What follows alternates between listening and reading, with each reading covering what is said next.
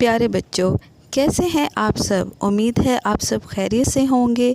तो प्यारे बच्चों, आज हमारा उर्दू का उन्वान है इस्म और इस्म की इक़साम। तो प्यारे बच्चों, सबसे पहले हम पढ़ते हैं कि इस्म किसको कहते हैं। इस्म किसी शख्स, जानवर या परिंदे के नाम को कहते हैं। जैसा कि ये एक हाथी है, इस जुमले में हाथी एक इस्म है। इसी तरह वो एक दरख्त है कि जुमले में दरख्त एक इस्म है। प्यारे बच्चों, अब हम पढ़ेंगे कि इस्म की कितनी इक़साम होती हैं। मायने के लिहाज से इस्म की दो इक़साम हैं। Number 1 इस्म मारफ़ा, number 2 इस्म नकरा। इस्म मारफ़ा को इस्म ख़ास भी कहते हैं।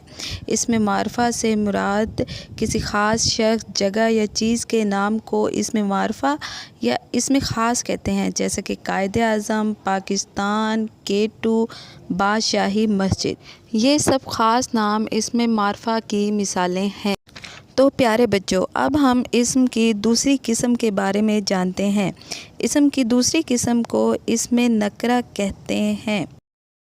किसी शख्स, चीज़, जगह, जानवर या परिंदे के आम नाम को इस्म नकरा कहते हैं। मसलन लड़का, किताब, बिल्ली, पौधा, ये सब इस्म नकरा की मिसालें हैं।